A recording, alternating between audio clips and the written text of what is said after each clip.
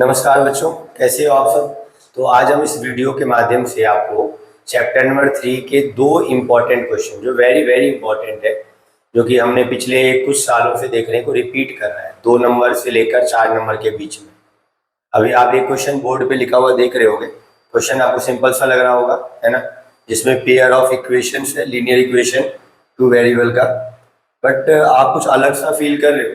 अगर यहाँ पे नंबर्स छोटे होते तो आप डायरेक्टली एलिमिनेशन या सब्स्टिट्यूशन लगा देते, है ना।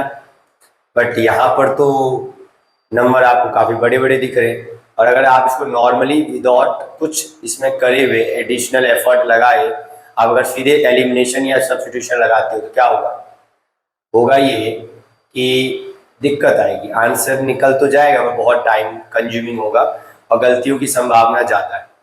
तो इसके लिए करना क्या पड़ेगा, इसके लिए करना ये पड़ेगा कि इसमें कुछ एक्स्ट्रा हमें करना है, मतलब लाइक कुछ इसमें कुछ आपको बताया जा रहा है, जैसे लाइक एडिशन सब्ट्रैक्शन, ये कुछ हम एडिशनल एफर्ट लगाएंगे जिससे क्या होगा, ये इक्वेशन रिड्यूस हो जाएगा।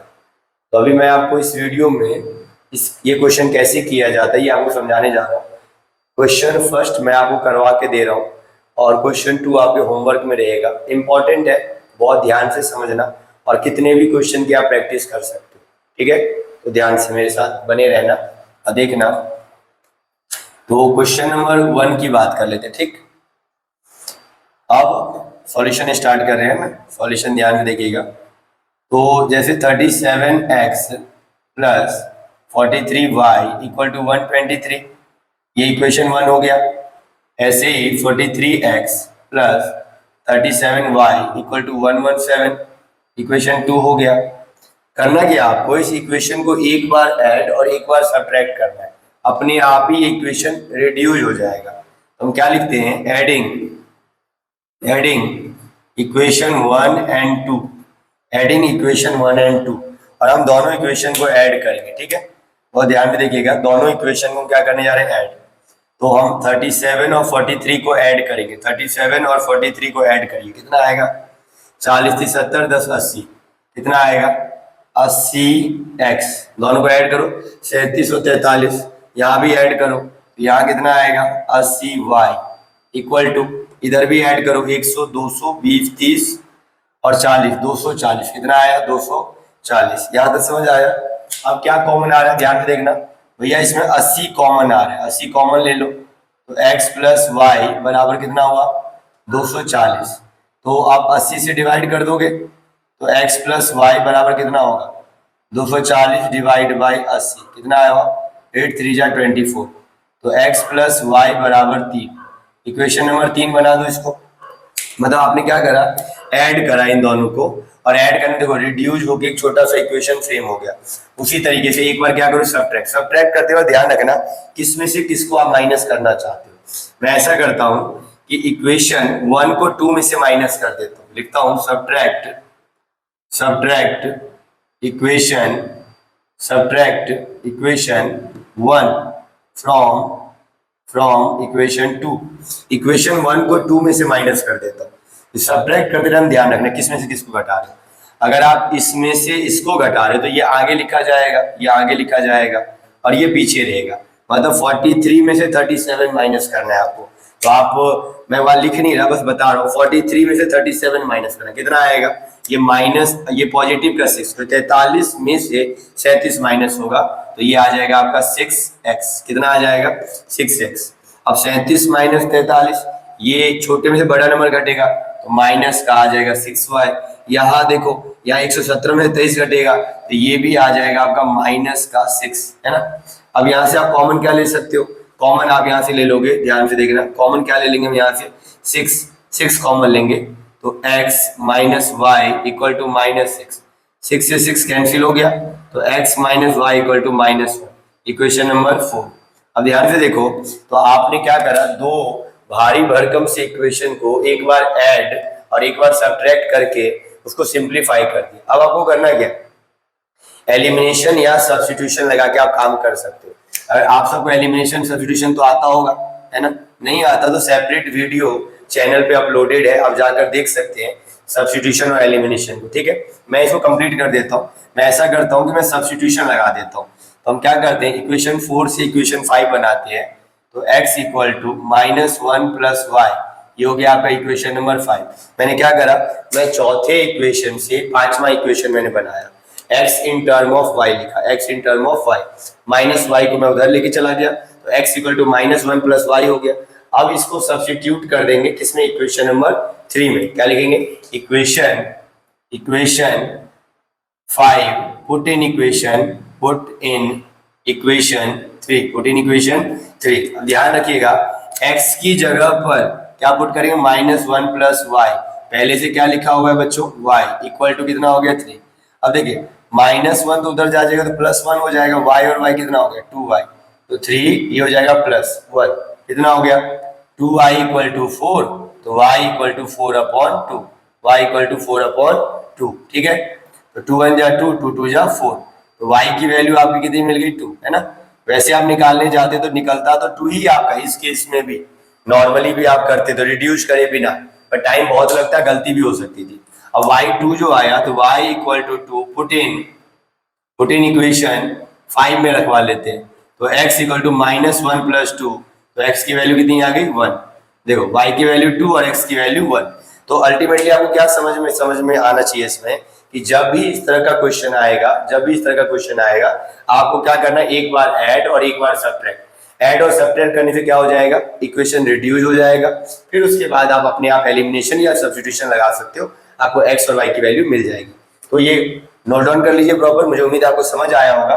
और क्वेश्चन 2 आप खुद से करेंगे और कमेंट में जरूर इसका आंसर बताएंगे, आपका आंसर कितना आया, ठीक है। अब नेक्स्ट क्वेश्चन की तरफ चलते, जो हमारा नेक्स्ट मोस्ट इंपॉर्टेंट क्वेश्चन है इसी एक्सरसाइज चैप्टर का, तो हम उसको देखते हैं। चलिए बच्चों, फिर आप देखिए दूसरा क्वेश्चन, ये भी बहुत ज्यादा इंपॉर्टेंट क्वेश्चन है और ये कंडीशन बेस्ड क्वेश्चन है ना। इस पे अलग से हमने एक वीडियो बनाकर, जो हमारा पार्ट फर्स्ट था इस चैप्टर का, उसमें हमने ये पूरा डिटेल बताया हुआ है, condition of pair of linear equation, जिसमें हमने a1/a2 not equal to b1/b2 या a1/a2 equal to b1/b2 not equal to c1/c2 या a1/a2 equal to b1/b2 equal to c1/c2, हमने ये सारी कंडीशंस की बात करी हुई है, तो आप सेपरेट उस वीडियो को जाकर देख सकते हैं, है ना। बट ये क्वेश्चन फ्रीक्वेंटली रिपीटेड क्वेश्चनों में से 3 to 4 मार्क्स का क्वेश्चन है, बहुत ध्यान से देखेंगे। इस पैटर्न के जो क्वेश्चन आते हैं 3 to 4 मार्क्स में आते हैं, ठीक है। तो हम यहाँ पर वापस डॉट लगा दें और चलिए देखिए ध्यान से एक बार। तो find the value of A and B, हमें कह रहा है ए और बी की वैल्यू निकालें। जो आपको दिख रहा है यहाँ पर लीनियर इक्वेशन में आपको ए बी दिख रहा है, इसकी वैल्यू हमें कह रहा है फाइंड करना है, ए और बी की वैल्यू हमें फाइंड करना है। और हमें पेयर ऑफ इक्वेशन दे रखा है, एक इक्वेशन ये रहा और एक इक्वेशन आपका ये रहा, ठीक है।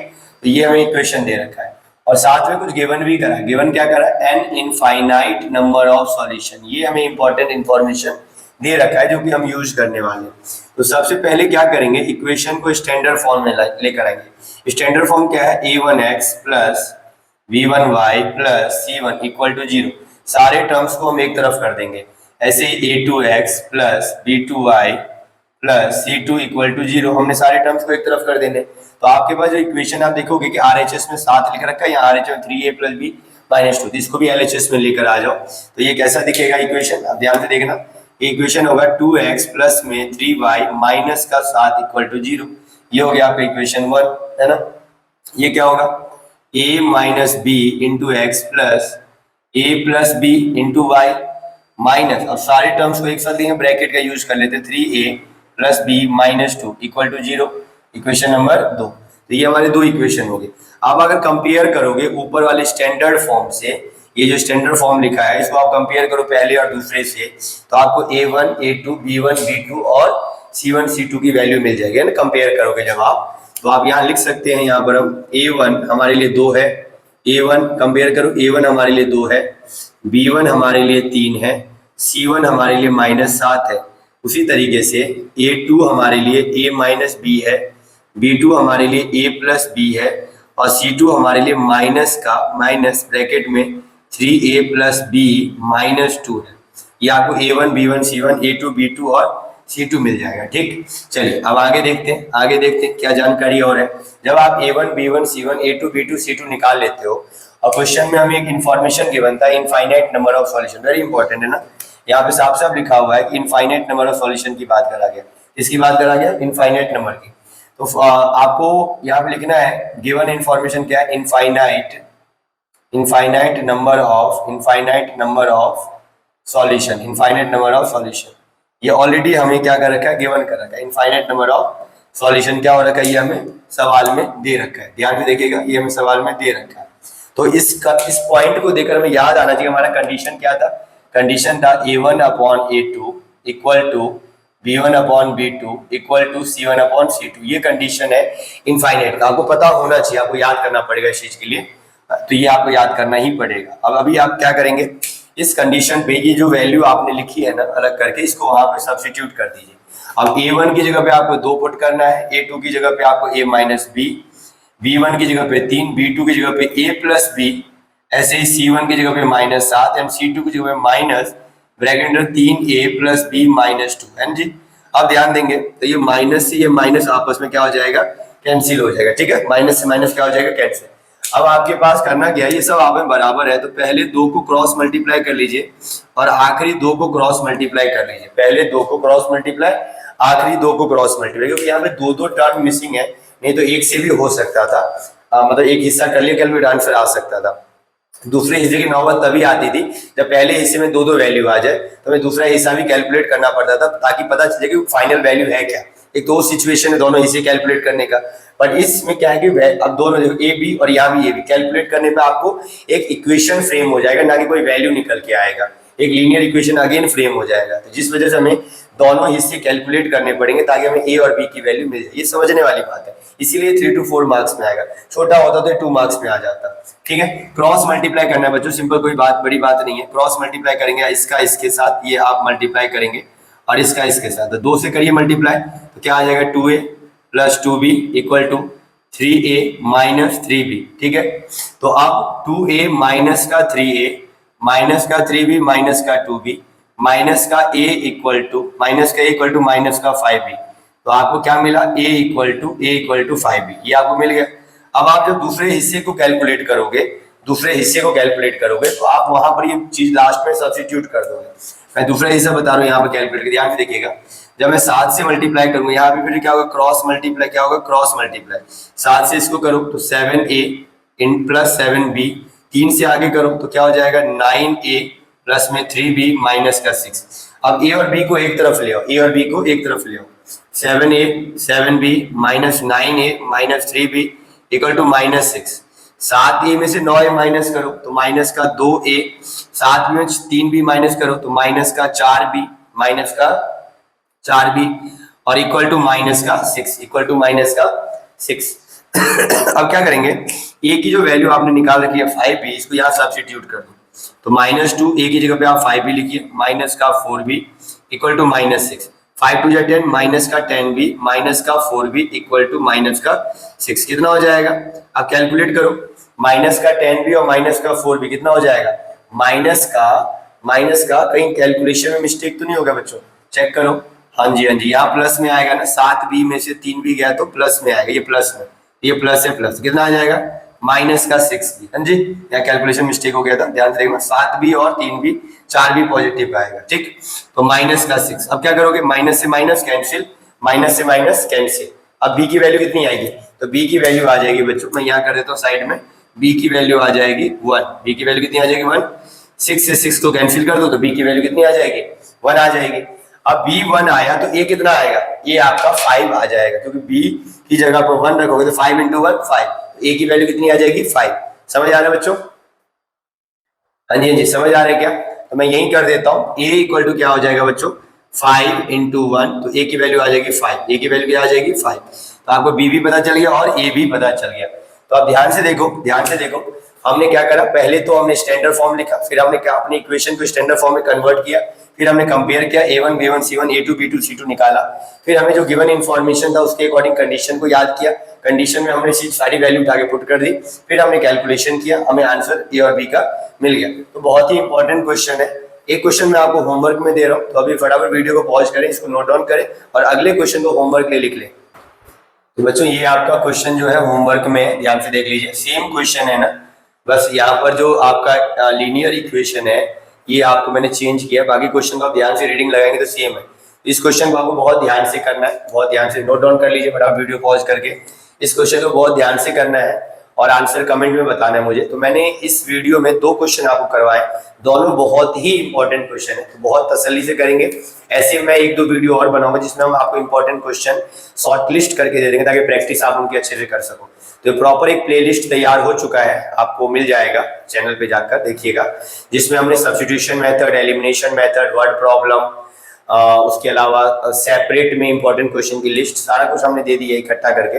अब एक 1 शॉट वीडियो हम करेंगे, लाइव क्लास में करेंगे बट इस चीज को, ताकि हम पूरे चैप्टर को सम अप कर सके। ठीक है, तो हमारे साथ बने रहने के लिए बहुत बहुत धन्यवाद। ऐसी प्यार बना रखे, अपना बनाए रखे, वीडियो को शेयर करें अपने दोस्तों तक। अगर लगता है कि वैल्यूएबल वीडियो है तो कमेंट, लाइक, शेयर जरूर करें। बहुत बहुत धन्यवाद, नमस्कार।